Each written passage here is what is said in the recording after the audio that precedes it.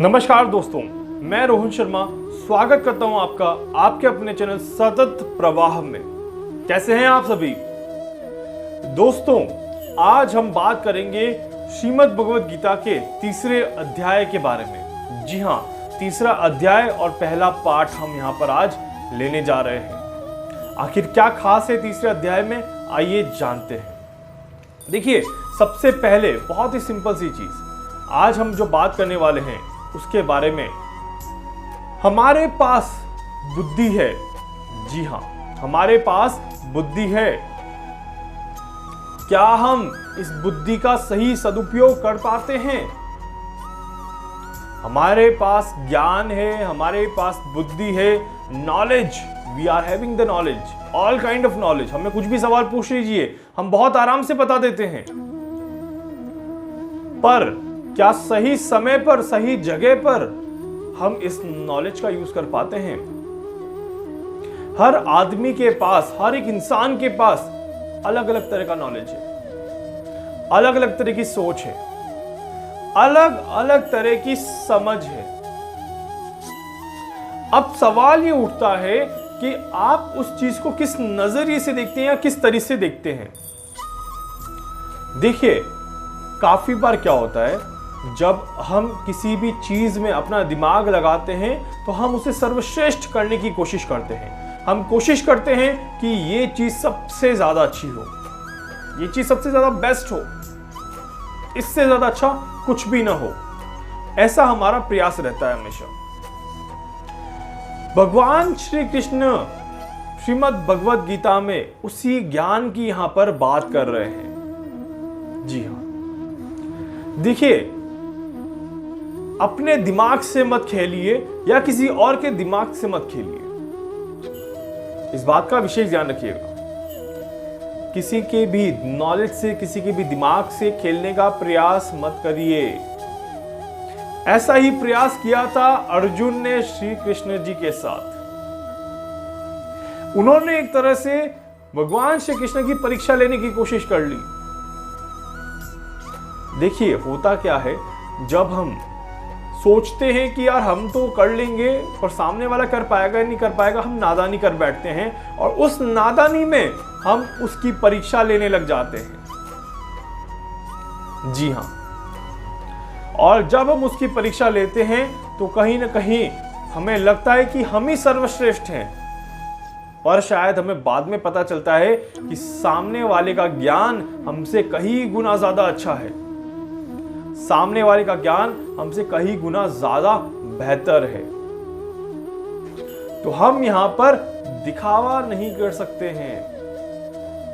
जी हां, ऐसी ही कोई चर्चा हो रही थी भगवान श्री कृष्ण और अर्जुन के एक दूसरे के साथ, जहां पर बौद्धिक प्रदर्शन की बात हो रही थी और साथ ही साथ आध्यात्मिक प्रदर्शन की भी यहां पर बात हुई। देखिए, आपका नॉलेज चाहे जितना अच्छा हो, नॉलेज चाहे जितना गहरा हो, अगर वो नॉलेज किसी को भड़काने का काम करता है, अगर आपका नॉलेज किसी को गलत दिशा में ले जाने का काम करता है, तो फिर उस नॉलेज का होना कोई मतलब नहीं है। तो फिर वो नॉलेज एक तरह का सिर्फ दिखावा ही है। जिस ज्ञान के साथ अगर आप चार लोगों का भला नहीं कर सकते, उस ज्ञान का होना भी ना होने के बराबर है। भगवान श्री कृष्ण कहते हैं कि हमें अपनी इच्छाओं को नियंत्रण में रखकर दूसरों की मदद करने का प्रयास करना चाहिए, ना कि किसी की देखा देख हमें अपना व्यवहार उसके जैसा बनाना चाहिए। जी हां, अगर दो लोग लड़ रहे हैं, झगड़ रहे हैं, तो हमारा काम है सुलझाना, लड़ाई को ना कि बढ़ाना। आई होप मेरी बात को आप समझ रहे हैं। ज्ञान देखिए, प्राप्त करना तो बहुत आसान है, ज्ञान प्राप्त करना बहुत आसान है, पर उस ज्ञान को कहां पर आप उपयोग में लेंगे, यह बहुत मुश्किल चीज है। देखिए, भगवान श्री कृष्ण कहते हैं कि ज्ञान प्राप्त करने का उद्देश्य जो होता है वो हमारा आकर्षण बढ़ाता है। कहीं ना कहीं हमें लगता है कि हम ज्ञान प्राप्त करेंगे, हम सर्वोपरि हो जाएंगे, हम बड़े हो जाएंगे, और हम आकर्षित होते हैं ज्ञान की तरफ। हमारा ज्ञान बढ़ता जाता है, बढ़ता जाता है। देखिए, फॉर एन एग्जाम्पल, अर्जुन ने शास्त्र का ज्ञान प्राप्त किया। अर्जुन ने शस्त्र कैसे चलाते हैं उसका ज्ञान प्राप्त किया, और वो निपुण भी हुए उसमें। बहुत अच्छे शस्त्र चलाते थे अर्जुन, और वो निपुण हुए उसमें।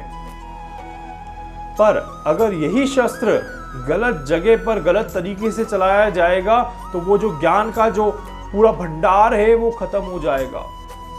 वो ज्ञान की जो सजावट लगा रखी है उन्होंने, वो खत्म हो जाएगी। जी हाँ, तो इसीलिए यहां पर ये जानना आप सभी के लिए बहुत जरूरी है कि अपने अहंकार को पीछे रख के, अपने घमंड को पीछे रख के, अपने ज्ञान को सही जगह पर यूज करिए, अपने नॉलेज को सही जगह पर यूज करिए। अगर आप अपने नॉलेज को जनहित के लिए यूज करेंगे तो कहीं ना कहीं आपको भी बहुत ज्यादा फायदा यहां पर मिलेगा। अदरवाइज ज्ञान आज है और कल नहीं है, ऐसे भी चांसेस हो सकते हैं। तो स्वार्थ को हटा के, स्वार्थी बनने को छोड़ के अपने जीवन में एक नई एनर्जी का संचार करिए, अपने जीवन को एक नई दिशा में ले जाने का संचार करिए। देखिए, होता क्या है, जब आप ज्ञान अर्जित करते हैं तो लोग आपसे ईर्ष्या करते हैं, और जब लोग आपसे ईर्ष्या करते हैं तो आपको अपने ही ऊपर घमंड आने लग जाता है। ये नहीं आना चाहिए। जी हां, ये कतई नहीं आना चाहिए। इस बात का विशेष ध्यान रखिएगा। देखिए, शिक्षा बहुत जरूरी है और शिक्षित होना भी बहुत जरूरी है। आपने अगर 12th पास कर ली, डजंट मीन कि आपको घमंड आ गया। सब पास करते हैं और सब पास कर भी सकते हैं। अगर आप डॉक्टर बन गए तो भी आपको घमंड नहीं आना चाहिए, क्योंकि आप अकेले डॉक्टर नहीं हैं। कोई भी डॉक्टर बन सकता है। जो पढ़ाई करेगा वो डॉक्टर बनेगा। तो किस बात का घमंड और किस बात का दिखावा कि मैं डॉक्टर हूं साहब, मैं दिखावा करूंगा? आखिर क्यों आप दिखावा करना चाहते हैं? अपने ज्ञान का सदुपयोग करिए। बस इस मंत्र को याद रखिए कि knowledge is not for show off, knowledge is to help for someone. इस बात का हमेशा ध्यान रखिएगा। आपका जो नॉलेज है ये किसी के दिखावे के लिए नहीं है कि आप अपनी डिग्रियों को बढ़ चढ़ के बताएं, मेरे पास ये डिग्री है, मेरे पास वो डिग्री है। आपका जो नॉलेज है वो किसी की भलाई के लिए यूज में लीजिए। चाहे उस भलाई का आप चार्ज ही क्यों ना लें, वो डजंट मैटर, बट एटलीस्ट आप एक इतना सहयोग करें किसी को कि सामने वाला आपकी मदद ले पाए और उससे मदद लेने में कोई संकोच ना हो। इस बात का आप विशेष ध्यान रखिएगा। अदरवाइज आप अपने ज्ञान को पूरी तरह से बर्बाद कर देंगे। अगर आप अहंकारी हो जाते हैं, अगर आप अपने आप को सर्वोपरि मानने लग जाते हैं, तो अपने ज्ञान को आप पूरी तरह से बर्बाद कर देते हैं और आप अच्छाई से बुराई की तरफ प्रस्थान कर जाते हैं।